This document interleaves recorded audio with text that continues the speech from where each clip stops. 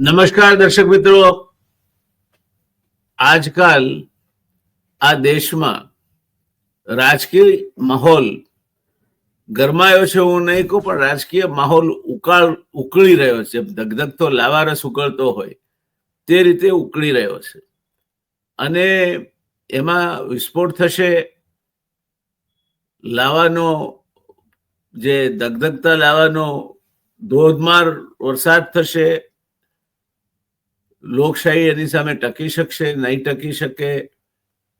અત્યારે લોકશાહીની સંસ્થાઓ જેવી કે ઇલેક્શન કમિશન છે કે કમ્પ્ટ્રોલર ઓડિટર જનરલ ઓફ ઇન્ડિયા છે કે લોકશાહીમાં જેને ચોથો સ્તંભ કહેવાય એવા અખબારો છે, માધ્યમો છે, આ બધા કોમ્પ્રોમાઇઝ થયા છે. સત્તાધારી પક્ષ ચલાવવા ધારે તેમ ચાલે છે અને એના કારણે બધી જ વસ્તુઓને એક આંચળો પહેરાવવાનો પ્રયત્ન કરવામાં આવે છે. ત્યારે હવે પછીનો જે સમય આવી રહ્યો છે, બિહારમાં જે સ્પેશિયલ ઇન્વેસ્ટિગેટિવ રિફ્રેશ થઈ રહ્યું છે લિસ્ટ SIR, એના સામે રાહુલ ગાંધીએ લીડર ઓફ ઓપોઝિશન તરીકે મુહિમ છેડી છે. એ મુહિમના ભાગરૂપે એમણે માધેવપુરા, કર્ણાટકમાં જે ચૂંટણી થઈ, માધેવપુરા વિધાનસભા મત વિસ્તારમાં એનો ઊંડો અભ્યાસ કરી ઘણી બધી ગેરરીતિઓ સપાટી પર મૂકી છે. એની ચર્ચામાં અત્યારે હું જતો નથી, પણ એક જ ઠેકાણે એક નાનકડું મકાન હોય, એમાં 100 મતદારો રહેતા હોય તેવું પણ બન્યું છે. ફોટો કોઈનો હોય, નામ કોઈનું હોય એવું પણ બન્યું છે. જેનું નામ કે ફોટો નથી અને હયાત છે એવા મતદારોને મૃતક પણ બતાવ્યા છે. આવું ઘણું બધું થયું છે. એટલે પરિણામે ચૂંટણીનું આખું પરિણામ ભારતીય જનતા પાર્ટી પોતાના તરફી લઈ ગઈ. ભારતીય જનતા પાર્ટીની પાસે 4 મુદ્દા છે. એક છે એમની કેડર, મેન. એમાં RSS ના સ્વયંસેવકો પણ આવી ગયા. ક્યારેક રિસાયા હોય ત્યારે ન કામ કરતા હોય જુદી વાત છે. બાકી RSS, કિસાન સંઘ, આ બધા જે RSS ની ભગીની સંસ્થાઓ છે અને ભારતીય જનતા પાર્ટી એક જ છે. એમના બે વચ્ચે ક્યારેય મનભેદ છે કે મતભેદ છે એવું માનીને ચાલવું નહીં, કારણ કે બંને તો જ જીવતા છે જો અરસપરસ એકબીજાની સાથે છે. ત્યાર પછી ની આપણે વાત કરીએ તો ભૂતકાળના ઇલેક્શનોમાં બીજેપી પાસે મેન પાવર હતો, પૈસા પુષ્કળ આવ્યા, કારણ કે વર્ષોથી સત્તા પર છે. ગુજરાતમાં પણ તમે 2005 થી અત્યારે 2024માં છે, સતત 19 વર્ષથી ભારતીય જનતા પાર્ટીનું શાસન ગુજરાતમાં છે. ત્યાર પછી પૈસાની તંગી નથી તો મેન પાવર એટલે સરકારી મશીનરી જે છે, તલાટીથી માંડીને છેક કલેક્ટર સુધી અને ચૂંટણી અધિકારીથી માંડીને બધા જ એ પણ સરકારના જાણે એજન્ટો હોય તે રીતે જ કામ કરે છે. અને છેલ્લે જે પ્રકારની દોર દબાવને ટેકનિકો અપનાવવામાં આવે છે, એ 4M થી બીજેપી જીતે છે. હવે આ સરવાળો મુદ્દો 5મો આવ્યો છે. ત્યારે આ દેશમાં જ્યારે જ્યારે કોઈ ઉથલપાથલ થઈ છે, જ્યારે જ્યારે લોકો કંટાળ્યા છે, જ્યારે જ્યારે સત્તા પલટો થયો છે, ત્યારે એક સૂત્ર પકડાઈ ગયું છે. દાખલા તરીકે 1942માં ગાંધીજીએ કહ્યું કે ભારત છોડો, બસ પતિ. બીજું અમારે કઈ જોઈતું જ નથી, કોઈ ચર્ચા જ નહીં, ક્વિટ ઇન્ડિયા. ત્યાર પછી JP નું આંદોલન આવ્યું. વચ્ચે હિન્દુ ચાચાનું આપણે ગુજરાતની વાત કરીએ તો મા ગુજરાત એનાથી નીચેની કોઈ વાત જ અમને નહીં ખપે. ત્યાર પછી JP નું આંદોલન આવ્યું કે સિંહાસન ખાલી કરો કે જનતા આતી હૈ. પછી મંડળ કમંડળનું VPC વખતે આંદોલન થયું. અને હવે અત્યારે વોટ ચોર ગદ્દી છોડ, એ સરકાર વોટ ચોરીને પોતે સત્તા પર આવે છે. અને ચૂંટણી કમિશનરે પણ કોઈ રાજકીય નેતા હોય તે રીતે ભાષણ કરી અને કહ્યું કે અમે તો બધું બરાબર જ કરીએ છીએ. અને રાહુલ ગાંધીને એવું હોય તો એફિડેવિટ કરે. અરે ભાઈ, તમારી ભૂલો છે, તમારે લાજવું જોઈએ, તેના બદલે તમે ગાજો છો. પણ એ કરે છે. ત્યારે આ મુદ્દાને એની તરસ્પર્શી છણાવટ થાય તે જરૂરી છે કે આ વોટ ચોરી છે શું, આ SIR છે શું, કેમ આટલો બધો વિરોધ એના સામે છે. 65 લાખ મતદારોને જ્ઞાનેશ કુમાર એન્ડ કંપનીએ બિહારમાં કમી કરી નાખ્યા છે. એના સામેનો આ વિરોધ છે. એટલે હવે નવી ભારતીય જનતા પાર્ટીની ટેકનોલોજી એવી છે કે મતદારનું લિસ્ટ જ એવું બનાવવું કે પછી કંઈ કરવાનું જ નહીં, મશીને જે કરવું હોય તે કરે ને બીજાને જે કરવું હોય કરે, મતદાન થાય એમાં જીતી જ જવાય. આ પ્રમાણે જે વિરોધી મતદારો હોય એને આખાને આખા ગુમ કરી દેવા, એના એરિયા આખાને આખા ગુમ કરી દેવા, એ લત્તાઓને ગુમ કરવા, એ વોર્ડને ગુમ કરવા, આ SIR ના સામે ભયંકર વિરોધ થાય છે. ત્યારે મહેતા સાહેબ, મારે આટલી પૂર્વ ભૂમિકા પછી હવે મારો બોલવાનો કોટા પૂરો થાય છે. હવે આપે આ મુદ્દે શું કહેવાનું છે તે દર્શક મિત્રો સામે આપના મંતવ્યો મૂકો, અને આ SIR શું છે અને આટલો વિરોધ છે એનો, અને થાય તો શું થાય, વિરોધ સાચો છે આપના મતે કે નહીં, વિરોધ ખોટો છે તો કેમ ખોટો છે, એ તલસ્પર્શી છણાવટ કરવાની આપને મારી વિનંતી છે. જી વ્યાસ સાહેબ, પહેલી વાત તો SIR એટલે આમ જુઓ તો ટૂંકમાં આપણે લખીએ SIR તો સર થાય, સર એટલે સાહેબ. અને હવે આપણે ત્યાં હાઈકમાન્ડ પ્રજા નથી રહ્યા, સાહેબોનું જ રાજ છે. પણ SIR એટલે શું? સ્પેશિયલ ઇન્ટેન્સિવ રિવિઝન, એનું ફૂલ ફોર્મ છે કે ભાઈ આપણી ભાષામાં કહીએ, આપણા દર્શકો સમજે, મતદાર સુધારણા યાદી. આમ તમે જુઓ તો એ પ્રક્રિયા. બિહારમાં ચૂંટણી છે ઓક્ટોબર-નવેમ્બરમાં વિધાનસભાની, અને ચૂંટણી પંચે જૂન મહિનામાં કીધેલું કે અમે મતદાર યાદીની સુધારણા કરીશું અને ઓગસ્ટમાં પૂરું કરીશું. પછી એને 24મી જૂન એટલે જૂન મહિનાની 24મી થી શરૂ પણ કર્યું, અને એનો દાવો છે કે 1 ઓગસ્ટે અમે પૂરું કર્યું. એમાં થયું શું? આપે જેમ કીધું તેમ 65 લાખ મતદારો કમી થઈ ગયા, ઓછા. હવે એમાં ચૂંટણી પંચનો એવો દાવો છે કે જે ઓછા થઈ ગયા છે એ યા તો ગુજરી ગયા છે, યા તો બીજે સ્થળાંતરિત થઈ ગયા છે, યા તો 1 થી વધુ જગ્યાએ એના નામ હતા, યા તો બોગસ હતા. એ પોતાની નાગરિકતા પુરવાર કરી શકે એવા દસ્તાવેજો આપી શક્યા નથી. આવી એની ચૂંટણી પંચનો દાવો છે. એટલે એને 65 લાખ મતદારો કમી કરી નાખ્યા. એટલે વિપક્ષો ચડી બેઠા, સ્વાભાવિક જ. કારણ કે જો અત્યારે વિધાનસભાની ચૂંટણી આવે ત્યારે તમને ખબર પડે છે કે 65 લાખ લોકો ખોટા હતા અથવા તો મતદાર નહોતા. તો હમણાં આપણે લોકસભાની ચૂંટણી ગઈ, એમાં આ 65 લાખનું યોગદાન હતું કે કેમ? એ બિલકુલ વાજિબ પ્રશ્ન છે. અને જો એ 65 લાખ લોકોએ લોકસભાની ચૂંટણીમાં મતદાન કર્યું તો એ તો ગેરકાનૂની જ ગણાય, ઓબ્વિયસલી, કારણ કે એ બધા જ બોગસ હતા. ચૂંટણી પંચે પ્રતિ વર્ષ આ પ્રકારની મતદાર યાદી સુધારણા કરવાની હોય છે. એને બદલે લોકસભામાં જૂની યાદી પ્રમાણે થઈને હવે જે ચૂંટણી પંચ કહે છે કે 65 લાખ લોકો એમ કે ઓછા કરવા પડે એમ છે, કારણ કે આ લોકો બોગસ હતા કે વેરીફાઈ કરવામાં નીકળી ગયા. તો એ 65 લાખ લોકોએ લોકસભામાં મતદાન કર્યું કે કેમ, કર્યું હોય તો એ વાજિબ ગણાય કે કેમ, વાજિબ ન ગણાય તો એ ચૂંટણીના પરિણામો એને વેલિડ ગણવા કે કેમ, ન ગણવા તો એ સરકારને બરખાસ્ત કરવી કે કેમ, અનેકો પ્રશ્નો ઉપસ્થિત થાય છે. એટલે ચૂંટણી પંચને વ્યાસ સાહેબ આપણે બિલકુલ તટસ્થ અને સ્વતંત્ર એજન્સી માનીએ છીએ. પણ એક તો પેલા ચૂંટણી નામનું કોઈ પંચ છે, એ પેલા ખબર પડી આપણને TN સેશન દ્વારા, નહીતર એ ખબર નથી કે આ એક સ્વતંત્ર છે. આવું કઈક છે ખરું મેકેનિઝમ, પણ બધા માનતા કે સરકારનો જ એક હિસ્સો કે ભાગ છે, એક વિભાગ છે. હવે ખબર પડી TN સેશને ખ્યાલ આપ્યો કે ચૂંટણી પંચ એક આખું સ્વતંત્ર છે ને, એને ઉપર કોઈની જોર જુલમ હાલે નહીં. પણ એ સેશન સાહેબના વખત સુધી બધું બરાબર હતું. ત્યાર પછીથી જે કઈ ચાલે છે એમાં જ્યારે જ્યારે જે વિપક્ષમાં હોય એને શાસક પક્ષની સામે ફરિયાદ કરી છે. આજે કોંગ્રેસ કરે છે, ભૂતકાળમાં ભાજપે કરેલી. એટલે ચૂંટણી પંચ જે છે એને વિવાદની સાથે તો ચોલી દામન જેવો સંબંધ છે, એ તો રહેવાનો. પણ આ વખતે વ્યાસ સાહેબ ભારતીય રાજનીતિના ઇતિહાસમાં ન ભૂતો ન ભવિષ્યથી એના જેવું કહી શકાય એવું સંકટ પેદા થયું છે.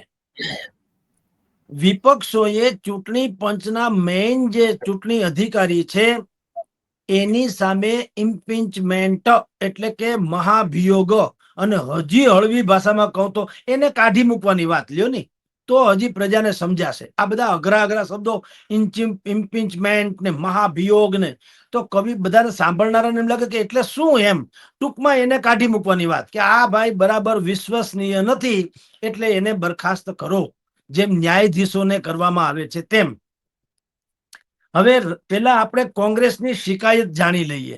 એ શિકાયત બિલકુલ વાજિબ લાગે એવી શિકાયત ચોક્કસ છે, કારણ કે આ બધા જ વિપક્ષો અત્યારે ભેગા થઈ ખેલાડીઓ અને અમ્પાયરને આઉટ કરવા નીકળ્યા છે, અમ્પાયરને, ચૂંટણી પંચને.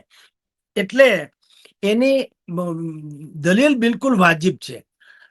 રાહુલ ગાંધીએ અમેરિકાના બોસ્ટનની બ્રાઉન યુનિવર્સિટીના કાર્યક્રમમાં એપ્રિલ 2025માં એને આવી વાત કરી હતી કે મહારાષ્ટ્રની જે વિધાનસભાની ચૂંટણી થઈ એમાં ઘાલમેલ થઈ છે. કઈ રીતે? કે ભાઈ છેલ્લા 2 કલાક જે છે, એટલે 2 કલાક એટલે કે 7:30 5:30 થી 7:30, એ 2 કલાકમાં ત્યાં 65 લાખ લોકોએ મતદાન કર્યું. રાહુલ ગાંધીનું કહેવાનું એમ છે કે એક મતદાન કરવા જાય તો મિનિમમ 3 મિનિટ લાગે.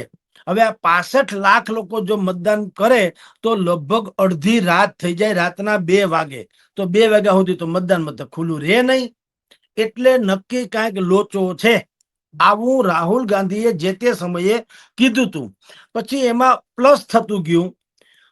મહારાષ્ટ્ર પછી આવ્યું હરિયાણા. હરિયાણામાં પણ આ લોકોએ, કોંગ્રેસના પવન ખેરા છે, એણે કીધું કે 20 બેઠક એવી છે જેમાં ઘાલમેલ થઈ છે. એને પાછું તર્ક આપ્યો. તર્ક શું આપ્યો? કે ભાઈ જે મશીન 99% બેટરી જેની ચાર્જ હતી, 99%, તો એમાં અમારા ઉમેદવાર હાર્યા, પણ જે 60-70% હતી એમાં અમે લોકો જીત્યા. તો આ લોચો છે, એવું પવન ખેરાએ કીધું કોંગ્રેસના. ટૂંકમાં મહારાષ્ટ્ર, હરિયાણા, મધ્યપ્રદેશ અને કર્ણાટક, આમાં ચૂંટણી બહુ નિષ્પક્ષ થઈ હોય એવું વિપક્ષને લાગતું નથી. રાહુલ ગાંધીએ બિલકુલ દાખલા આપ્યા છે, પણ મેં કીધું ને આ છે ને અધ્યાર વાત છે. એનો જવાબ ચૂંટણી પંચનો અને આપણે વિશ્લેષણનો જરા જુદો છે. રાહુલ ગાંધીએ દાખલો આપ્યો કે ભાઈ બેંગલુરુમાં મહાદેવપુરા નામનું એક મત વિસ્તાર છે, ત્યાં તમે જુઓ 1 લાખ મત વધુ આડા અવળા પડી ગયા. એને કેટલાક દાખલા આપ્યા કે ભાઈ મુન્નીર રેડી ગાર્ડન નામનો એક વિસ્તાર છે, મુન્નીર રેડી ગાર્ડન. હવે એમાં એક 35 નંબરનું મકાન છે, રૂમ નંબર 35, અને 35માં 80 લોકો મતદારો એક જ સરનામે, 80 લોકો, 80. આવું કઈ રીતે બને?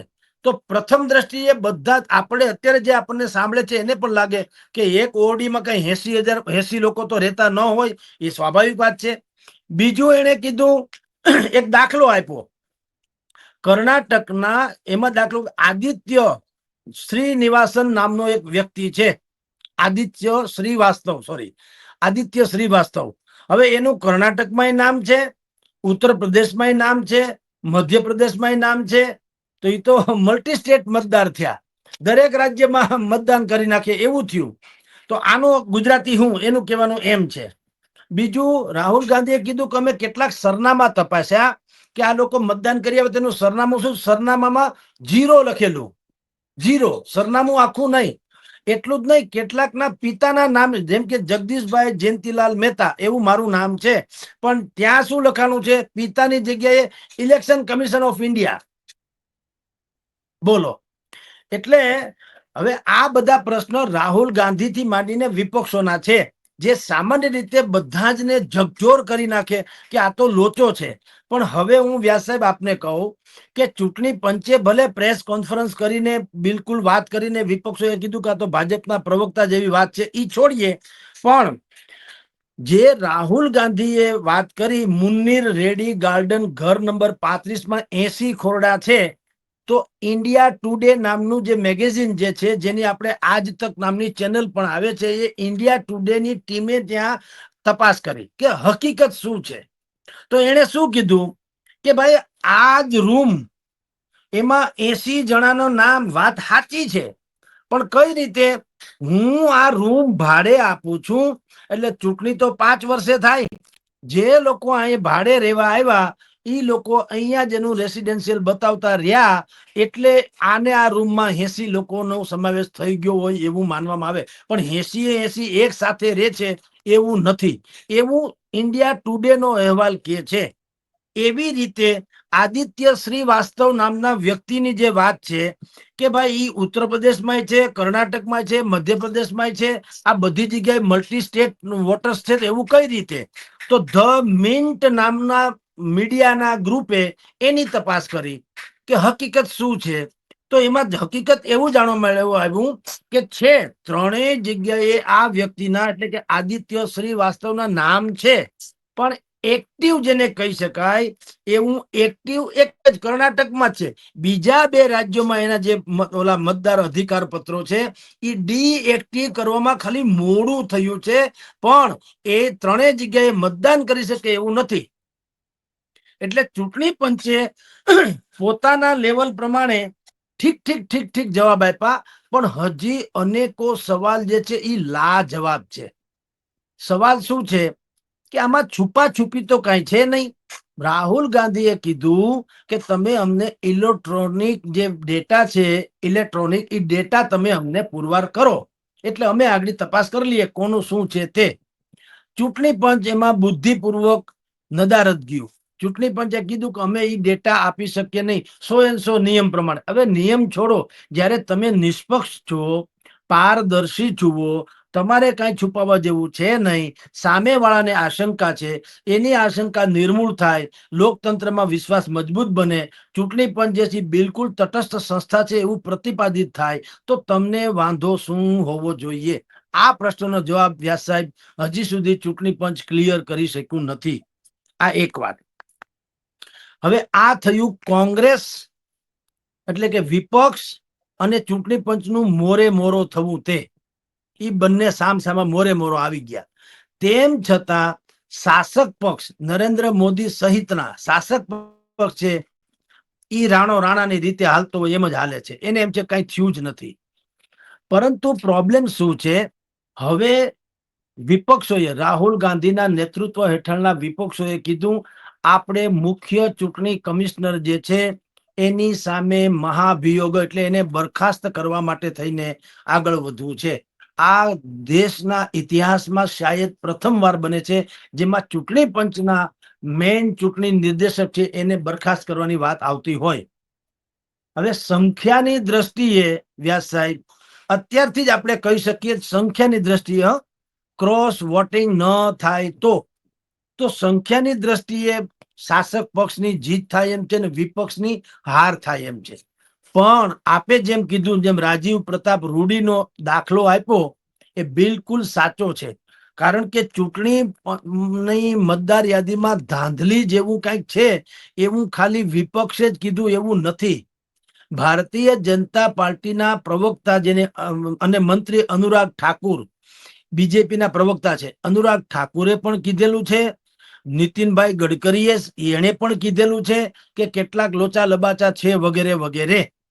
તો અર્થાત ચૂંટણી પંચ ભલે નિષ્પક્ષતાનો દાવો કરે, કદાચ એની મેલી મુરાદ છે કે કેમ એ આપણે અત્યારે કહી ન શકીએ, પણ લોચો કાંઈક છે એ હકીકત છે. કારણ કે સંતોષ થાય એવો જવાબ આ લોકો આપી શક્યા નથી. ગઈકાલે ચૂંટણી પંચે જે વાત કરી પ્રેસ કોન્ફરન્સ કરીને, એમાં એને 2-3 મુદ્દા મહત્વપૂર્ણ કીધા એના લેવલ પ્રમાણે. એને શું કીધું કે ભાઈ આ પરિણામ આવી ગયા પછી શું કામ તમે આવું કરો છો? જો તમને કઈક વાંધો વચકો હોય તો જ્યારે મતદાર યાદી સુધારણા યાદી ચાલુ થાય, અમે જાહેર છાપામાં આપીએ છીએ, મીડિયામાં આપીએ છીએ કે આ તારીખથી આ તારીખ સુધી મતદાર સુધારણા યાદી શરૂ થાય છે. એમાં જે કાંઈ ઘટ વધ થાય, વધ કે ઘટ થાય, એ તમે જે તે માન્ય રાજકીય પાર્ટી હોય, માન્ય એના ચૂંટણી એજન્ટો હોય એને અમે યાદી આપીએ છીએ કે ભાઈ તમારા 100 મત વિસ્તારમાં ધારો કે 1700 હતા, તો હવે યા તો 1900 થયા છે યા 1500 થયા છે. તો હવે જે તે સમયે તમારા ચૂંટણી એજન્ટો હોય એને શું કામ તહેકીકાત એટલે કે તપાસ ન કરી વધઘટ બંનેની? અને મતદાને થવા દીધું, મતદાન થઈ ગયું, જીતી ગયા, ત્યાં તમે કઈ કહેતા નથી, હારી ગયા ત્યાં જ તમને ડખો લાગે એવું શું કામ? પણ આ જવાબ ભારતીય જનતા પાર્ટી કે શાસક પક્ષનો હોઈ શકે, ચૂંટણી પંચનો નહીં. ચૂંટણી પંચ બંધારણીય એક સંસ્થા છે. એને પ્રત્યેક પ્રશ્નનો ટેકનિકાલિટી વાળો જવાબ આપવો જોઈએ, જેથી દૂધનું દૂધ અને પાણીનું પાણી થઈ જાય. પણ એમાં ચૂંટણી પંચ અત્યારે કાચું પડ્યું છે. સ્વયં સુપ્રીમ કોર્ટે કીધું ભાઈ તમે ઇલેક્ટ્રોનિક ડેટા તમારો જે છે જાહેર કરો. તમે જેના નામ કમી કર્યા અને જેના નામ ઉમેર્યા, તમે એ બધાના કારણો સાથે ઓનલાઈન ઉપસ્થિત કરો, એમાં કાંઈ પ્રોબ્લેમ નથી. તો ચૂંટણી પંચે સુપ્રીમ કોર્ટને જવાબ ન આપ્યો, વિપક્ષને જવાબ આપ્યો કે ભાઈ અમે બધાના જે અમે વિડીયો શૂટિંગ કરેલું છે, પણ અમે જો એ બધું પ્રેસ આઉટ કરીએ તો કોઈ બેન દીકરી કોઈ માતા એમ કે આવી રીતે કરતા એની ગોપનીયતાનું શું? એટલે ભાઈ ગોપનીયતા ઈ ક્યાં દાણ ચોરી કરવા જાય છે? ગોપનીયતા ક્યાં હોતા है? મતદાન તો મતદાન હોતા है. લોકશાહીનું સૌથી શ્રેષ્ઠ પર્વ છે. તો ગૌરવ થાય જેનો ફોટો છપાય કે ભાઈ દાખલા તરીકે ચૂંટણી પંચ મારો ફોટો છાપે તો હું તો ગૌરવ અનુભવવો જોઈએ કે હું આમાં નિમિત્ત બન્યો છું. આમાં અપમાનિત થવાની ક્યાં ચીજ છે? ગોપનીયતા એટલે તમે એના કઈ બીભત્સ ફોટા તો કઈ જાહેર કરવાના નથી. લાઈનમાં ઉભા છે, ટીવીમાં આવે છે, બધું લાઈવ ટેલિકાસ્ટ ટીવીમાં થાય જ છે. મતદાનના લાંબી લાઈનો લાગી હોય તો બધા મીડિયામાં આવે જ છે. તો ઈ જવાબ પણ એનો ગળે ઉતરે એવો નથી ચૂંટણી પંચનો. અને જે ઇલેક્ટ્રોનિક ડેટા આપવાની વાત છે, ચૂંટણી પંચે ના પાડી કે ભાઈ અમે 100 કાનૂન અંતર્ગત અમે એ આપી ન શકીએ. ઉલટાનું એને એમ કીધું કે તમે 7 દિવસમાં હલફનામું એટલે સોગંદનામું કરી દો, નહીં તો તમારા આક્ષેપ જે છે પાયા વિહોણા છે એવું અમે સાબિત માની લેશું. આ પણ કોઈ ઉચિત વાત નથી. જ્યારે તમને સંદેહ કોઈને પણ થાય છે તો તમારે એ સંદેહને નિર્મૂળ કરવામાં પૂર્ણપણે તમારે પ્રયાસ કરવો જોઈએ. એક સમયે જયારે ઈવીએમમાં ડખો હતો એવું વિપક્ષોનો આક્ષેપ હતો, તો ચૂંટણી પંચે શું કર્યું? દિલ્હીમાં ડેમોન્સ્ટ્રેશન રાખ્યું હતું, બધાને બોલાવ્યા હતા વિપક્ષોને. આવો ભાઈ, તમારા ટેકનિશિયન્સ લઈને આવો, ટેકનોક્રેટ્સ લોકો હોય એને લઈને આવો, અને આને તમે યા તો હેંગ થાય છે એવું હેંગ કરી બતાવો, યા કઈ ઘાલમેલ સંભવ છે તો એ પણ તમે કરી બતાવો. અને આપણે જાણીએ છીએ વ્યાસ સાહેબ, એમાં તે દિવસે કોઈ વિપક્ષે ભાગ લીધો નહીં. એટલે એને શોર બકોર કરેલો જાહેરમાં બજારમાં, પણ જે તે દિવસે જયારે એને ઓપનલી કીધું, આમ આદમી પાર્ટીના એક વ્યક્તિ આવ્યા હતા, પોતાને ટેકનોક્રેટ્સ માનતા હતા ને હતા, પણ એમાંય કઈ નિષ્કર્ષ એવો નતો નીકળ્યો કે ઈવીએમ ને ક્યાંય મેનેજ કરી શકાય એમ છે. એ જે તે સમયની વાત કરું છું. ત્યાર પછી આ જે હવે મુદ્દો ઉપસ્થિત થયો છે, એ તો ચૂંટણી પંચે સ્વયમે આમ તો શંકા પેદા કરી છે. કારણ કે 2-4-5 મહિનામાં 65 લાખ લોકો મરી કે સ્થળાંતરિત શું કામ થઈ જાય? 2-5 મહિના હમણાં ચૂંટણી ગઈ અને હવે ચૂંટણી આવવાની છે. એ સમયે લોકસભાની ચૂંટણી હમણાં 2 વર્ષ પહેલા લોકસભાની ચૂંટણી ગઈ અને હવે વિધાનસભાની ચૂંટણી ઓક્ટોબર-નવેમ્બરમાં આવવાની છે. તો 65 લાખ એ કોઈ નાની સંખ્યા નથી. એવડી મોટી સંખ્યા. હા, યા તો યુક્રેન ને રશિયા, એનું આજથી યુક્રેનની સંખ્યા તમે 2 વર્ષ પહેલાની ગણો ને અત્યારની ગણો તો ફેરફાર થઈ શકે. લોકો મરી ગયા હોય યુદ્ધમાં એવું માનવામાં આવે, યુદ્ધનો ભોગ બન્યા હોય. પણ અહીંયા તો બિહાર છે, કાંઈ એવું મોટો કઈ બિહારમાંથી કઈ હિજરત કરવું પડે એવી કોઈ સ્થિતિ પેદા નથી થઈ. અને બીજે ક્યાંક રોજગારીના હાવ ડુંગરા ફાટી નીકળ્યા એવું નથી થયું. તો પ્રોબ્લેમ આ 65 લાખની સંખ્યા તમે જે શોધી કાઢી ચૂંટણી પંચે, એ ગળે ઉતરેની એવી 2 રીતે વાત છે. એક તો કા અત્યારે તમે ખોટા છો, અને કા લોકસભામાં 65 લાખ ખોટા મતદારોએ મતદાન કર્યું. 2માંથી એક તો થયું. એટલે આ પ્રશ્ન અત્યંત જટિલ પણ છે, ઉકેલવા યોગ્ય છે. સુપ્રીમ કોર્ટે જ અથવા તો અદાલતે આમાં સંજ્ઞાન લેવું જોઈએ. વિપક્ષોની વાત સાચી છે. કારણ કે જો હવે એક જ તો રહ્યું છે, ચૂંટણી પંચ ઉપરથી પણ જો ભરોસો ઉઠી જશે, ઈવીએમ તો ખેર અમસ્તો ભરોસેમંદ કોઈને લાગતું નથી, વિપક્ષોને ખાસ કરીને. પણ ચૂંટણી પંચ જેને ઉપર અત્યાર સુધી સંદેહ નથી, એમાંય આવું લાગશે તો હારાકીરી મચી જશે. વ્યાસ સાહેબ જી સર. સર, 2-3 મુદ્દા આપની ચર્ચા પરથી મારા મનમાં ઉપસ્થિત થાય છે. એક તો ઈવીએમની જે ટ્રસ્ટવર્ધીનેસ છે, એની વિશ્વસનીયતા છે, તે બાબત તો અડવાણીજીથી માંડીને વિપક્ષના અનેક નેતાઓને, હાલના પ્રધાનમંત્રી શ્રી સમેત એ વખતે વિપક્ષમાં હતા ત્યારે ઈવીએમ એ હેક થઈ શકે છે અને ઈવીએમ થી ચૂંટણી નહીં કરતા બેલેટ પેપરથી થવી જોઈએ એવું એ લોકો વિપક્ષમાં હતા ત્યારે કહેલું. હવે સત્તાધારી પક્ષમાં આવ્યા તો એમને અનુકૂળ આવી ગયું છે કે આ તો સારું હથિયાર છે આપણા હાથમાં. એટલે એક મુદ્દો એ છે. બીજો મુદ્દો સાહેબ એ છે કે આધાર કાર્ડ અને ચૂંટણી કાર્ડ. હવે ચૂંટણી કાર્ડને પુરાવા તરીકે તમે ન માનો, એ એજન્સી ચૂંટણી કાર્ડને પુરાવો ના માને કે જેને મને તમે સાહેબ આપની સહી કરીને સર્ટિફિકેટ આપો છો કે આઈ નો શ્રી જયનારાયણ વ્યાસ ફોર લાસ્ટ 10 years, અને પછી તમે હાથ અધર કહી દો કે ભાઈ એવો કઈ એવો પુરાવા તરીકે થોડું વપરાય છે, એ તો ના ચાલે. એટલે ચૂંટણી પંચનું પોતાનું વોટર કાર્ડ ને તમે પુરાવા તરીકે ના માનો, આધાર કાર્ડ ને ના માનો. એટલે એમાં સુપ્રીમ કોર્ટને પણ મને લાગે છે કે ખબર નહીં શું તર્ક છે એનો.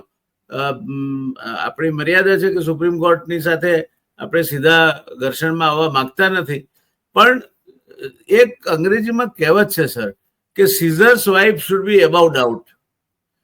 તો એ તમે you should not appear to be honest, you should not be honest alone, you must appear to be honest. આ અપિયર ટુ બી ઓનેસ્ટમાં સુપ્રીમ કોર્ટ પણ ક્યાંક ઊણી ઉતરી છે અને અપિયર ટુ બી ઓનેસ્ટમાં 100% ઊણું ચૂંટણી પંચ ઉતર્યું છે. હવે ત્રીજી વાત, આમના પહેલાના જે રાજીવ કુમાર, એ જેવા ઇલેક્શન ચીફ ઇલેક્શન કમિશનર મટ્યા પછી આ દેશમાં ક્યાં છે ખબર નથી સાહેબ. એને કોઈ માલ્ટાનું કે બીજા કોઈ દેશનું નાગરિકત્વ લઈ લીધું છે અને જતા રહે. આવું ક્યારે કરવું પડે? જ્યારે તમને એવું હોય કે મેં કંઈ ખોટું કર્યું છે અને મને એનો ખામિયાજો ભોગવવો પડશે, ત્યારે આ પ્રકારની પરિસ્થિતિનું નિર્માણ થાય. એટલે રાજીવ કુમારને એ વાતની નિશ્ચિત ખ્યાલ હતો કે મેં ખોટું કર્યું છે અને હું આ દેશ છોડીને જતો નહીં રહું અને બીજા દેશનું નાગરિકત્વ નહીં લઈ લઉં તો અહીંયા મારા માટે મુશ્કેલી ઊભી થશે. અત્યાર સુધીના શેષાન કઈ આટલું બધું કડકાઈથી ચૂંટણી ચલાવ્યા પછી પણ એ કઈ એમના વતનને છોડીને ભાગી નહોતા ગયા કે નહોતા એમના પછી આવ્યા ચૂંટણી કમિશનર માઇકલ, એ ભાગી ગયા. તો આ ભાગી કેમ ગયા? ત્યાર પછીની વાત કરીએ સર, તો આપે રાજીવ પ્રતાપ રૂડીની ચૂંટણીની વાત કહી, એ બિલકુલ સાચી છે. સત્તાધારી પક્ષના એમપીમાં પણ, કારણ કે આ કોન્સ્ટિટ્યુશન ક્લબના મતદારો પૂર્વ અને ચાલુ મેમ્બર ઓફ પાર્લામેન્ટ છે, સિનિયર બ્યુરોક્રેટ છે, આવા લોકો છે. તેમાં સંજીવ બાલિયાન આ વખતે ડોક્ટર બાલિયાનને ભાજપના ઉમેદવાર તરીકે ઉતાર્યા હતા અને 25 વર્ષથી રૂડી સત્તા પર છે અહીંયા સચિવ તરીકે, એમને કાઢો એ રીતનો પ્રચાર. નિશિકાંત દુબે એમની જે, એમને તો મોઢા ઉપર છેડો નાખેલો જ નથી, એટલે ગમે તેવી અસ્તમ પસ્તમ ભાષામાં નિશિકાંત દુબે વાત કરતા હોય છે, એ એમણે વાત કરી, પણ પરિણામ તો 100 મતથી જીતી ગયા રાજીવ પ્રતાપ રૂડી. હવે સાહેબ વિપક્ષો માટે ચિંતા કરાવે એવો મુદ્દો હવે ઉભો થયો છે. રાધાકૃષ્ણન જે મહારાષ્ટ્રના રાજ્યપાલ છે, એમને ઉપરાષ્ટ્રપતિ પદના ઉમેદવાર તરીકે જાહેર કર્યા. હવે સ્ટાલિન માટે પ્રશ્ન એ ઉભો થાય છે કે રાધાકૃષ્ણનને ટેકો આપવો કે પછી એનડીએ સાથે રહેવું? કારણ કે ત્યાં દક્ષિણમાં પોતપોતાની રાજ્યનો કે પોતાની જાતનો વાદ બહુ મોટો છે, એટલે દક્ષિણની આખી પ્રજા, રાધાકૃષ્ણન દક્ષિણના છે, એના માટે બહુ મૂંઝવણની પરિસ્થિતિ ઊભી થઈ છે. રાવતે રાધાકૃષ્ણન સારા માણસ છે, બહુ લેવલ હેડેડ માણસ છે, ઉપરાષ્ટ્રપતિ તરીકે ચૂંટાય એવા વખાણ કરે. એનો અર્થ એ કે શિવસેનાના પેટમાં પણ કંઈક જુદું ચાલે છે. એટલે આ બધી ગડમથલો વચ્ચે સર બિહારની ચૂંટણી આવશે અને 65 લાખ મતદારો સાહેબ ગુમ થઈ ગયા છે. 65 લાખ મતદારોને રાતોરાત વેરીફાઈ કરવા નામદાર સુપ્રીમ કોર્ટે કહ્યું છે, એની સાથે સંમત થવું છે કે ભાઈ ચૂંટણી પંચને પોતાનું વોટર લિસ્ટ રિવાઇઝ કરવાનો અધિકાર છે, પણ ચૂંટણી પંચ એની મરજીમાં આવે તે રીતે એ નથી કરી શકતું. તો આ બાબતમાં આપણે આજે પાશ્ચાત ભૂ મેં આપના માટે મૂકી સામે, એ સંદર્ભે આપને શું કહેવું છે? જુઓ સર, ચૂંટણી પંચનું જે થોડુંક લચીલા પંચ છે એની ચર્ચા આપણે થોડાક સમય પહેલા અત્યારના અગાઉમાં ઓલામાં કરી દીધું. હવે હું આપણી વાત કરું. આપણી એટલે જે તે માન્ય પક્ષોની, કે તમે હા, કે તમે એવે આગ લાગે ત્યારે જ કૂવો ખોદવા શું કામ બેસો છો? જુઓ, આપને કહું, મતદાર સુધારણા યાદી દરેક સ્ટેટમાં જ્યારે ચૂંટણી હોય મોટી, ત્યારે એના 6 મહિના પહેલા પેલા કાચી યાદી બહાર પડે છે. સત્તાવાર નીતિ નિયમ છે, 6 મહિના પહેલા કાચી યાદી બહાર પડે. દરેક જિલ્લાની લોકસભાની એક એને સેટ આપવામાં આવે. ધારાસભ્યને લોકસભા જે લડતા હોય એ માન્ય પાર્ટી હોય ને એક સેટ આખો આપવામાં આવે. હવા લાખ રૂપિયાનો ખર્ચો થાય છે સાહેબ. તો પણ ચૂંટણી પંચ જે છે એ મફતમાં આપે છે દરેક પાર્ટીને કે ભાઈ આ કાચી યાદી છે, તમે તપાસી લ્યો. એમાં 1 મહિના પછી અમે ટીવીમાં અને એ બધામાં પાછળ જાહેરાત કરવામાં આવતી હોય છે. સૌથી મોટું BLO જે માણસ હોય છે દરેક પાર્ટીનો BLO માની લ્યો, એ જે હોય છે એને કીધું હોય છે કે તમે ખરેખર શું થવું જોઈએ. દરેક પાર્ટીના BLO એ આ યાદી લઈ અને એને પણ મહેનત કરીને પોતપોતાના વિસ્તારના વોર્ડમાં જવું જોઈએ.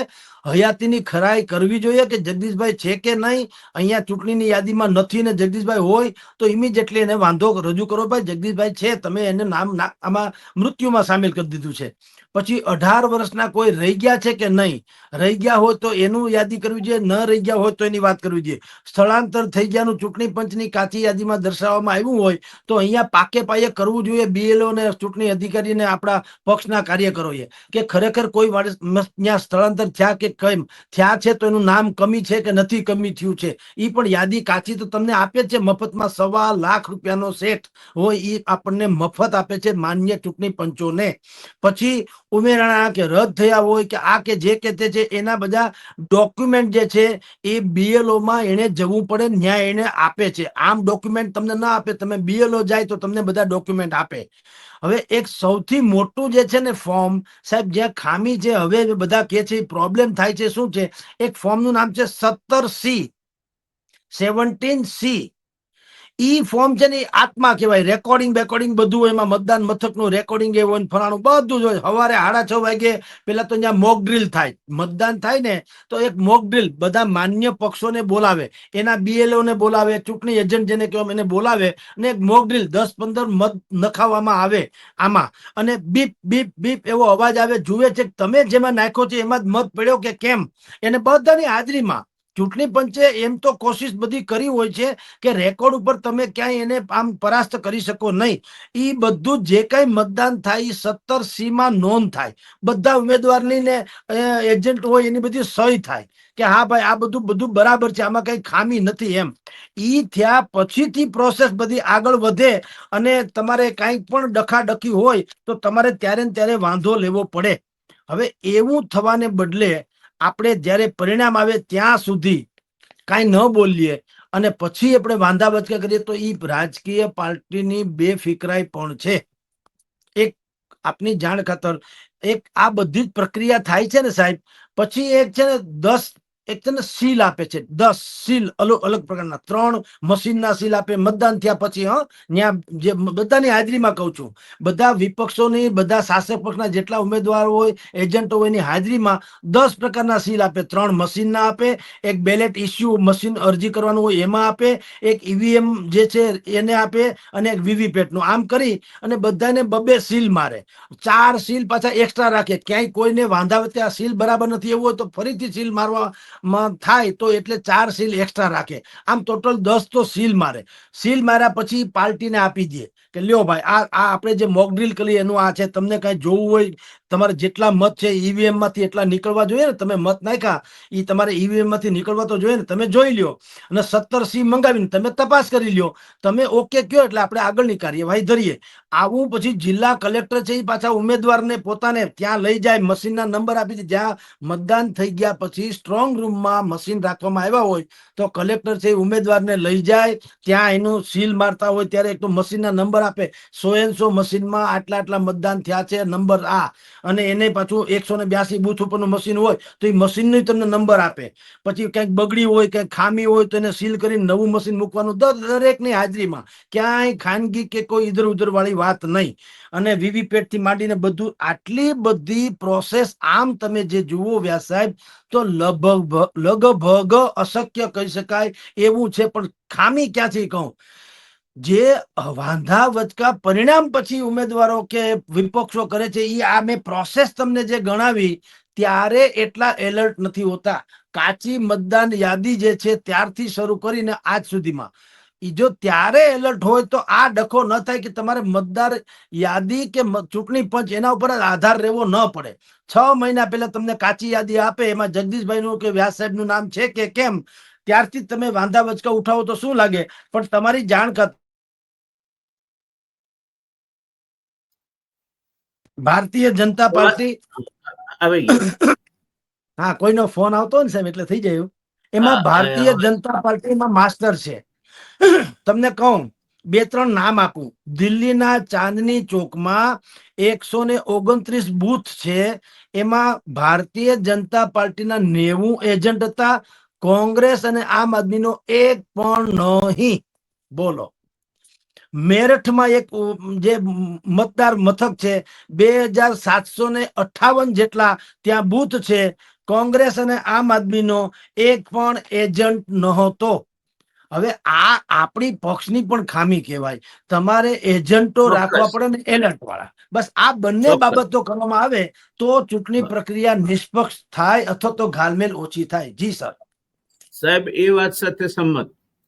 પણ આ જ્યારે ખ્યાલમાં આવે કે નામ કમી થઈ ગયું છે અને ચૂંટણી પંચને જ્યારે કહેવામાં આવે, ત્યારે ચૂંટણી પંચ જે અગાઉ પુરાવાઓ માન્ય રાખતા હતા, રેશન કાર્ડ, વોટર્સ કાર્ડ અને આધાર કાર્ડ, એ માન્ય રાખવાની જ ના કહી દે, તો એ ફેરફાર કરવાનું કારણ શું? તમે જે કાર્ડ ઇસ્યુ કર્યું છે, વોટર્સ કાર્ડ તો ચૂંટણી પંચનું પોતાનું કાર્ડ છે, એને પણ તમે માન્ય ન રાખો તો એનો અર્થ એ થાય કે તમે મનગણત રીતે તમારી મનમાની કરીને વોટર લિસ્ટને સાથે ચેડા કરવા માંગો છો. આ વાંધો છે. ચૂંટણી પંચના વર્તન સામે જે વાંધો છે એ એમણે જ્યારે વિરોધ પક્ષોએ કહ્યું કે ભાઈ આ અમુક છગનલાલ રમણલાલ પટેલ, તો તમે એમને કાઢી નાખ્યા વોટર લિસ્ટમાંથી, પણ આ એનું આધાર કાર્ડ છે, તો કે નહીં, આધાર કાર્ડ માન્ય પુરાવો નથી. અને નામદાર સુપ્રીમ કોર્ટે પણ for the reasons based non to them એમણે કહ્યું રાષ્ટ્રીયતાનો પુરાવો આધાર કાર્ડ અથવા તો વોટર કાર્ડ ના હોઈ શકે. પણ આપણે આ મતદાન માટે વાપરીએ છીએ, એ જો રાષ્ટ્રીયતાનો પુરાવો ના હોય તો એના બેઝ ઉપર તમે મતદાન કરવા દો છો, તો એનો અર્થ એ થાય કે કોઈની પાસે વોટર કાર્ડ ખોટું હોય, બધે ચૂંટણી પંચના પેલામાં ગમે તેમ નામ આવી ગયું હોય તો રાષ્ટ્રીયતા બીજી હોય તો પણ મત કરી શકે. એટલે આ બધા આજે જે દ્વિધાઓ છે અને ચૂંટણી પંચના વર્તન સામે જે શંકાઓ ઊભી થઈ છે, એનું પાયાનું કારણ સર આ છે. અને એ કારણ છે એટલે આ આખો બિહારમાં આ મુદ્દો વળ ખાઈ ગયો છે. બાકી આપની સાથે હું સંમત છું, કારણ કે 4 એમ છે, ભાજપ 4 એમમાં સ્ટ્રોંગ છે. પહેલું મેન પાવર, જે આપે કહ્યું તે, એના સભ્ય સંખ્યા દુનિયાની મોટામાં મોટી પાર્ટી ખરી ખોટી મિસકોલ કરીને પણ થઈ ગઈ છે તો થઈ ગઈ છે. પણ એનો જે ચૂંટણી તંત્ર છે, પેજ પ્રમુખથી માંડીને બધું એ જડબે સલાક હોય છે, એ બાબતમાં કોઈ શંકા નહીં. ત્યાર પછી બીજો નંબર આવે મની. તે બેગફુલ ઓફ મની, કારણ કે વર્ષોથી સત્તા પર છે અને દરેક પક્ષ આ ઇલેક્ટોરલ બોન્ડ્સમાં પણ સંદિગ્ધ ચુકાદો આવ્યો કે એ પૈસા આપ્યા છે રાજકીય પક્ષોને તો આપ્યા છે, એમ કે જ્યાં સુધી આપ્યા છે ત્યાં સુધી બરાબર. એમાં સેબીએ ગોટાળો માર્યો, સેબીને કઈ નહીં કહેવાયું અને બધું ઘીના ઠામમાં ઘી ઠરી ગયું. એટલે ભાજપમાં પહેલું એમની સભ્ય સંખ્યા એટલે મેન પાવર, બીજું મની, ત્રીજું મશીનરી. સરકારી તંત્ર આખું જ ભારતીય જનતા પાર્ટીના પેરોલ પર હોય તે રીતે કામ કરે, તલાટીથી માંડીને કલેક્ટર સુધીનું. અને ચોથું એ મશીન, કે મશીનની સાથે જે આપણે બહુ જ યોગ્ય રીતે મુદ્દો ઉપસ્થિત કર્યો કે આપણે આ મોબાઈલ વાપરીએ છીએ તો રિચાર્જ કરવો પડે છે. 2 કલાક વાપરીએ તો એમાં 20-30 પોઈન્ટ આપણું ચાર્જિંગ ઓછું થાય. તો એ મશીન વોટિંગ માટે વપરાયું હોય, પછી આખી 1 દિવસ કે 2 દિવસ સ્ટોર થયું હોય અને એ પછી 99% એની બેટરી બતાવતી હોય, માત્ર 1% વપરાશ બતાવતી હોય, તો definitely there is A proof કે કંઈક ખોટું થયું છે. આ મુદ્દાઓ અત્યારે કારણભૂત છે, જેના કારણે ચૂંટણી પંચ સામે શંકાની સોય નહીં, શંકાની લાકડી તાકવામાં આવી છે. એટલે આ મુદ્દા અંગે શું કહેવું છે આપને? ફરીથી એમાં કહું સાહેબ કે જે આપે મુદ્દા ઉપસ્થિત કર્યા એની સામે તો SIR થઈ રહ્યું છે ને, સ્પેશિયલ ઇન્ટેન્સિવ રિવિઝન, કે ભાઈ જે લોકો પોતાની પાસે આધાર કાર્ડ હોવાનું કહે છે અમે વેરિફિકેશન કરીશું, કે જગદીશભાઈ જે આધાર કાર્ડ બતાવે છે એ ખરેખર જગદીશભાઈ નામની કોઈ વ્યક્તિ ત્યાં છે કે ખરું? બાકીના બધા આધાર સાથે મુલાકાત કરી પછી વેરીફાઈ કરીને અમે કહેશું ઓકે, પણ તમે આધાર કાર્ડ છે એટલે અમે માની લઈએ એ વ્યાજિબ નથી. શું કામ છે સાહેબ? એમાં એક શંકા છે. શંકા શું છે? જે ઘૂસપેઠિયાની વાતો આવે છે એ શંકા ભારતીય જનતા પાર્ટીને પણ છે ને. આમ તમે જુઓ છો ચૂંટણી તો જીતાય ને હરાય એ ઠીક છે, દેશમાં ને દેશમાં છે. ઘૂસપેઠિયાને આપણે ચૂંટણીનો મુદ્દો બનાવીને જો શરણાગતિ કે એને સરાહના કરશું કે એને સંગ્રહ કરશું કે એને સંરક્ષણ આપીશું તો એ તો દેશની નુકસાની સામે ખતરો પેદા કરે એવી વાત છે સાહેબ. ચૂંટણી બૂંટણી તો ખેર જવા દો, આપણી આંતરિક બાબતો છે, પણ ઘૂસપેઠિયાને તમે જેમ નક્સલીથી માંડીને બંગાળથી માંડીને બાંગ્લાદેશથી માંડીને જેટલા ઘૂસપેઠિયા રોહિંગ્યા બોહિંગ્યા કે છે એ બધા જે આવ્યા છે સાહેબ, આપણે બધા મતથી એક જ નજરે બધાને જોશું મતદાન મતદાન મતદાન. તો ચૂંટણી જીત્યા પછી નેતા સુખી થાય છે, પ્રજા તો થતી નથી. દુઃખી થવાનું પ્રજાના નામે આવે, કારણ કે ઘૂસપેઠિયાથી આપણી નોકરી લઈ જાય, ઘૂસપેઠિયા આપણું અનાજ લઈ જશે, ઘૂસપેઠિયા આપણું જે કાંઈ વિકાસના સાધનો છે એમાંય ભાગ હિસ્સો ભરાવશે, કારણ કે માણસ તો કમસે કમ એ પણ છે. તો આપણે આપણા દેશના માટે થઈને આ બધા આપણે ટેક્સ ભરીએ છીએ. કોના માટે ભરીએ? આપણા માટે ભરીએ છીએ, નહીં કે બહારથી કોઈ ઘૂસી ગયા હોય એવા માટે. હવે ઈ આપની દલીલે એવી હોઈ શકે કે ઘૂસપેઠિયા છે એનો ઈ આવવા શું કામ દીધા, ઈ પણ સરકારનો વાંક હોય. પણ મુદ્દો મૂળ ચૂંટણી પંચનો એ છે કે ઘૂસપેઠિયા જે લોકો છે એને આપણે કમસે કમ મતદાર તરીકે માન્ય ગણવા ન જોઈએ જ્યાં સુધી વેરિફિકેશન ન થાય. જી સર. સાહેબ, હું આપની સાથે 100% સંમત છું, પણ ચૂંટણી પંચ પોતે વોટર કાર્ડ ઇસ્યુ કરે અને એને માન્ય ન રાખે. કાલે ઉઠીને તમને કોઈ એમ કહેશે કે પાસપોર્ટ ભલે ભારત સરકારના ગૃહ મંત્રાલયે ઇસ્યુ કર્યો, પણ એ કઈ તમારી નાગરિકતાનો પુરાવો નથી, તો તમે ક્યાં જશો નાગરિકતાના પુરાવા શોધવા? આ બધી કોન્સ્ટિટ્યુશનલ ઇન્સ્ટિટ્યુશન્સ છે. Election commission is a constitutional body. એને મને ઓળખપત્ર આપ્યું હોય તો it is bound to recognise me. એને ખોટું કર્યું હોય તો એની ભૂલ છે, મારી નહીં. બિલકુલ આપ સાચા છો સાહેબ, પણ આમાં ડુપ્લિકેટ બોગસ કેટલાય આધાર કાર્ડ સજા કરો ને સર. બોગસ આમાં તો જાડા નરને જોઈને સૂળીએ ચડાવવાની વાત છે. આખું ચૂંટણી કાર્ડને જ પુરાવો નહીં ગણવાનો, આધાર કાર્ડને જ પુરાવો નહીં ગણવાનો. હું આપની સાથે છું. જેને ખોટું કર્યું છે એવા 10-15 ને પકડીને આજીવન કારાગારમાં નાખી દો. અને જે માણસો દેશદ્રોહી છે અથવા તો દેશ વિરુદ્ધ કામ કરે છે, ભાંગફોડિયા તત્વો છે, ઘૂસણખોરો છે, એમના માટે કોઈ જ દયાની જગ્યા નથી. ગમે તે પક્ષ સત્તા પર હોય, છેવટે આપણો દેશ છે અને દેશનું સાર્વભૌમત્વ, દેશની સુરક્ષા, દેશના સામાન્ય આદમીનું સ્વમાન એ પાયાની વસ્તુ છે. તો એ આદમીનો મતાધિકાર લોકશાહીમાં સાહેબ, government by the people, for the people, of the people. એ ઓફ ધ પીપલ ક્યારે પુરવાર થાય? કે જયારે એનો મત આપે અને એ મત સાચો હોય, પછી ગમે તેને આપે મત. તો એ મત આપતો જ તમે રોકો એને આવા ઉટાંગ ઉટાંગ બાના કાઢીને, તો એ કેમ ચાલશે? તે પ્રશ્ન છે. એમાંય કહું સાહેબ કે ચૂંટણી પંચની ભૂમિકા તો પછી આવે. હું આપને કહું, મતદાન પહેલાના 4 દિવસ પહેલા ચૂંટણી પંચ મોટા ભાગના સ્લીપ વેચી દે છે. ચૂંટણી પંચ પહેલા તો પાર્ટી વેચતી, હવે પાર્ટીને ખર્ચો પોસાતો નથી એટલે ચૂંટણી પંચ પોતે જ બધાને ઘરે ઘરે સ્લીપ મળી જાય એવી વ્યવસ્થા કરે છે. રાઈટ. હવે BLO દરેક પાર્ટીના જે એજન્ટ હોય ને ઈ ધારે તો આમાં ધાંધલી કરી શકે. જે આપ કહો છો ને કે ચૂંટણી કાર્ડ કોકનું હોય, આધાર કાર્ડ કોકનું હોય, બોગસ જેને કહેવામાં આવે છે તે, તો એમાં ટ્રાન્સફર, TRF ટ્રાન્સફર જે થયેલા હોય એનું હોય, ટેન્ડર વોટિંગ વાળા હોય, સ્પેશિયલ ઓર્ડર કે બંધ કવરમાં જે તે બૂથમાં નાખી આવે એને ટેન્ડર વોટર બધા કહે છે, ટેન્ડર વોટ કહે છે. આ બધું BLO એ પણ એના પાર્ટીને ધ્યાનમાં આપવું પડે. હવે પાર્ટી પોતે હવે સ્લીપ વેચતી નથી, એને ખર્ચા પહોંચતા નથી.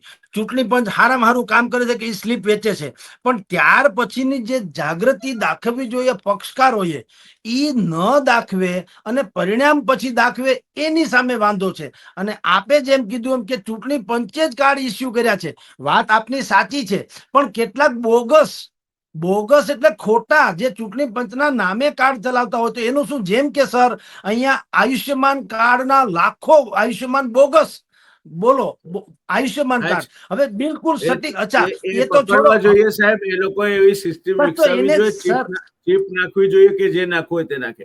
અને સર આપણે જે કહ્યું એમાં મારો એક જ મુદ્દો છે આપના કન્સિડરેશન માટે. એ મુદ્દો એ છે કે આ બીએલઓ તો જે સ્લીપ કોની આવશે, જેનું વોટર લિસ્ટમાં નામ હશે તેની, પણ જેનું વોટર લિસ્ટમાંથી નામ જ ઉડાડી મૂક્યું છે તમે.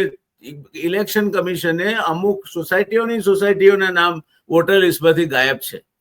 હવે એની તો સ્લીપ આવવાની નહીં, અને 4 દિવસના સમયમાં તમે કશું કરી શકવાના નહીં. એટલે ઇલેક્શન કમિશન જે ડેમેજ કરવું હતું તે કરી દીધું. ના સર, ના, એવું નથી સાહેબ, એવું નથી. ચૂંટણી પંચ જ્યારથી ચૂંટણી જાહેર થાય ત્યારથી એના સૌથી પહેલા 6 મહિના પહેલા, કહું છું 6 મહિના પહેલા કાચી યાદી બહાર પાડીને, નહીં તો ત્યારે આ લોકો ક્યાં જાય છે? એમાં એમણે જે ઉડાડી મૂક્યું છે એના કારણે આ વિવાદ થયો છે. આજે 65 લાખ મતદારોને કાઢી નાખ્યા છે, એના કારણે આ વિવાદ થયો. એમાં એવું થયું સાહેબ, એમની વોટરશીપ નહીં આવે.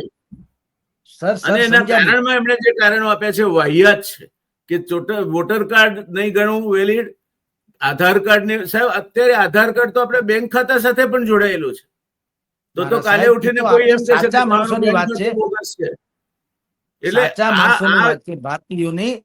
પણ સર, હું એમ કહું કે જયારે 6 મહિના પહેલા તમને જયારે કાચી યાદી આપવામાં આવે ત્યારે ચૂંટણી પણ તમને ઇન્ડિકેટ કરે જ છે કે આટલા લોકોના નામ કમી થશે ને આટલા ઉમેરવાના છે. તમને કોઈ વાંધો વચકો હોય તો તમે જોઈ લો. એમણે રજૂઆત કરી અને ના કે છે ચૂંટણી પણ સ્વીકારવાની કે અમે એવું નથી. હા, એવું છે એવું નથી, એવું નથી, એવું નથી સાહેબ, એવું નથી. લોકોના વતી રાજકીય પક્ષોએ સાહેબ બધા 65 લાખે ના કરી હોય, પણ નમૂના દાખલ 5,000 10,000 ની રજૂઆત થઈ છે અને પુરાવાઓ સાથે થઈ છે. પણ ચૂંટણી પંચે ના કહી કે અમે નહીં સ્વીકારીએ, સુપ્રીમ કોર્ટને ના કહી કે અમે નહીં સ્વીકારીએ, અમે બંધારણીય સંસ્થા. એવું નથી સર. 6 મહિના પહેલા કાચી યાદી જયારે પક્ષોને આપવામાં આવે ત્યારે હું 7 ચૂંટણી લડ્યો છું, હું સમજુ છું આ બધી કોઈ મારે કોઈ પ્રશ્ન જ નથી, બિલકુલ. પણ સાહેબ, વોટર લિસ્ટ બની ગયા પછીની ચર્ચા કરીએ છીએ આપણે. વોટર લિસ્ટ બની ગયો, આ 65 લાખ તો વોટર લિસ્ટમાં નહીં આવવાના. એટલે એમણે તો જે કરવું છે આ ક્યુરેશન ઓફ વોટર લિસ્ટ વાત છે સાહેબ. સાહેબ, મુદ્દો ઈ છે, રાતોરાત નથી કાઢી નાખ્યા. ઈ તો પ્રશ્ન છે, ન્યા જ કન્ફ્યુઝન પડી છે. જે લોકો રજૂઆત કરવા ગયા તેને આ પુરાવા માન્ય નથી રાખતા, તો રાતોરાત કયા પુરાવા? દરેકની પાસે પાસપોર્ટ તો હોય નહીં. ના. મહારાષ્ટ્રની ચૂંટણી થઈ 6 મહિના પહેલા કોઈએ આવો કઈ મુદ્દો નતો. પરિણામ આવ્યા પછીથી ડખો શરૂ થાય. હા, એ નતો.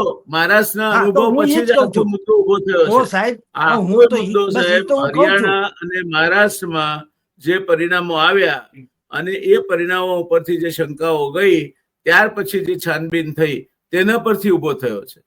એટલે આપની વાત સાવ સાચી છે, હું સમજ છું એની સાથે કે મહારાષ્ટ્રની ચૂંટણી વખતે કે હરિયાણાની ચૂંટણી વખતે આ નહોતો મુદ્દો, કારણ કે આ ધ્યાનમાં નહોતું. હવે પહેલા મશીનમાં ગોલમાલની વાત હતી, એના પહેલા બોગસ મતદાનની વાત હતી, એના પહેલા બૂથ કેપ્ચરિંગની વાત હતી. આ બધા આઈડિયા જેમ જેમ જૂના થતા ગયા વપરાઈને, એમ હવે લેટેસ્ટ આઈડિયા કે વોટર લિસ્ટને તમે એવું ક્યુરેટ કરી નાખો કે એ લોકો મતદાન આપવા જાય તો એક જ પાર્ટી જીતે. હા, પણ એ રાતોરાત તો નહીં ને સાહેબ. પક્ષ બાકીના બધા પક્ષો છે એને બિહારમાં પહેલી વખત થયું છે. આ પહેલી વખત થયું છે બિહારમાં, અને હવે પશ્ચિમ બંગાળમાં પણ થશે, મહારાષ્ટ્રમાં પણ થશે. બધે જ એક વખતે જો અહીંયા ફાવી ગયા લોકો તો પછી આ દેશમાં સાહેબ ચૂંટણી થશે અને માત્ર ભારતીય જનતા પાર્ટી જ ચૂંટાશે. ના, પણ ફાવે નહીં ને સાહેબ. લાખો લોકો કોઈ એક જ પક્ષને માનતા હોય એવું બ્યુરોક્રેટ્સ ક્યાંથી આવે? એવું તો કોઈ દી હોય? જેમ કે હું માનતો. ના સાહેબ, જો તમે મને સિદ્ધપુરની વાત કરો તો હું તમને એરિયા વાઇઝ કહું કે ભાઈ આ એરિયામાંથી જે મત પડે છે એમાંથી 80% ભાજપના વિરુદ્ધ પડે છે, તો એ એરિયાને ઉડાડી દો. એવું થયું છે સર. પણ હવે તો ખેર તમારી વાત હશે, પણ હાવ સાચી વાત તો સાહેબ એ પણ છે. સાચું તો ક્યાંક વચ્ચે હશે, પણ આવું પણ હજી કહું સુપ્રીમ કોર્ટ છે સાહેબ. સુપ્રીમ કોર્ટ છે સાહેબ. ત્રીજું માથું સુપ્રીમ કોર્ટને તો મને જસ્ટિસ ગવાઈમાં પણ શ્રદ્ધા હતી. હવે ધીરે ધીરે એમાં પણ આ જસ્ટિસ લોયારનું ને બધું જે ચર્ચામાં બહાર આવવા માંડ્યું છે, હવે મને લાગે છે કે સુપ્રીમ કોર્ટમાં પણ જે જસ્ટિસ વર્માના કિસ્સામાં થયું, જસ્ટિસ યાદવના કિસ્સામાં થયું, સાહેબ આ કોર્ટો સરકારો સામે જોઈને નિર્ણયો આપે છે.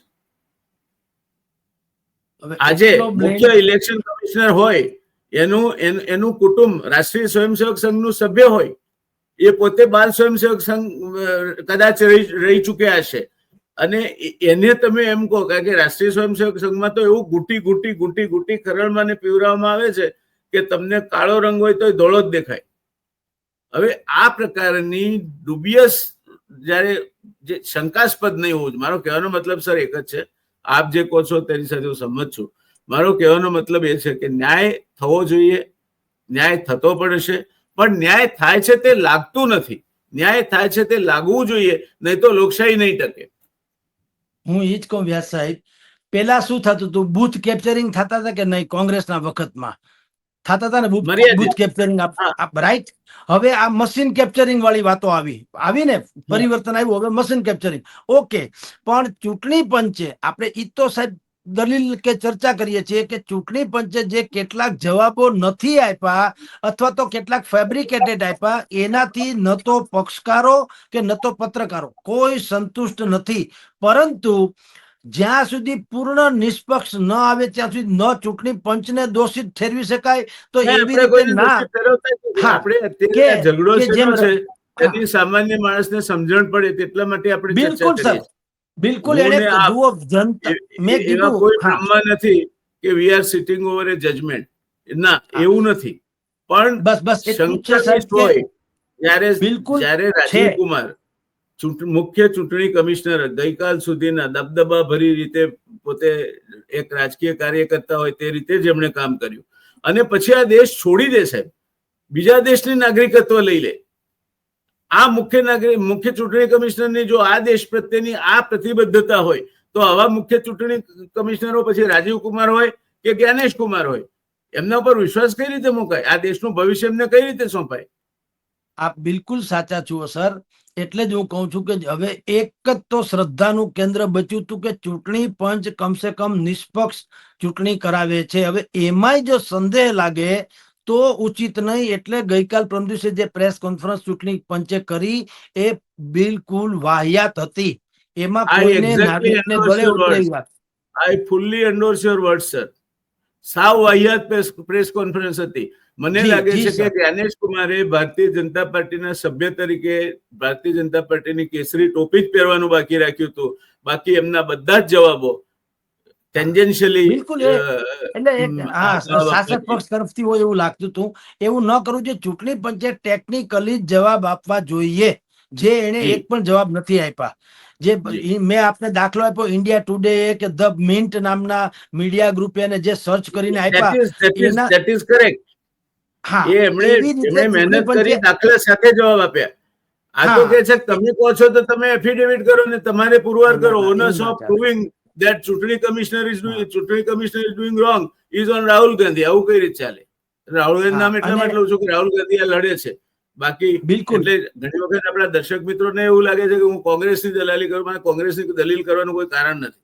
જ્યાં સુધી રિયલ ડિબેટને લાગે વળગે છે, ત્યાં સુધી આ ચેનલને લાગે વળગે છે, ત્યાં સુધી આ ચેનલને કોઈ પણ રાજકીય પક્ષ સાથે સનાન સૂતકનો સંબંધ નથી.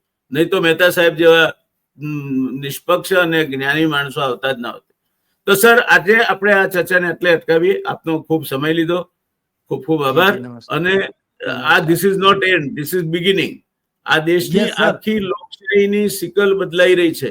આ દેશમાં આવતીકાલે લોકશાહી હશે કે નહીં હોય, અને લોકશાહી નહીં હોય તો કયા પ્રકારની અરાજકતા ફેલાશે, આ બધી બાબતો આવનાર 6 મહિના કે વર્ષમાં આપણા સામે કમનસીબે એ આખું કેનવાસ અનફોલ્ડ થવાનો છે. ત્યારે આપની અમને ખૂબ ખપ પડશે sir. And will come to you. Thank you sir. Thank you very much. જી જી જી સર.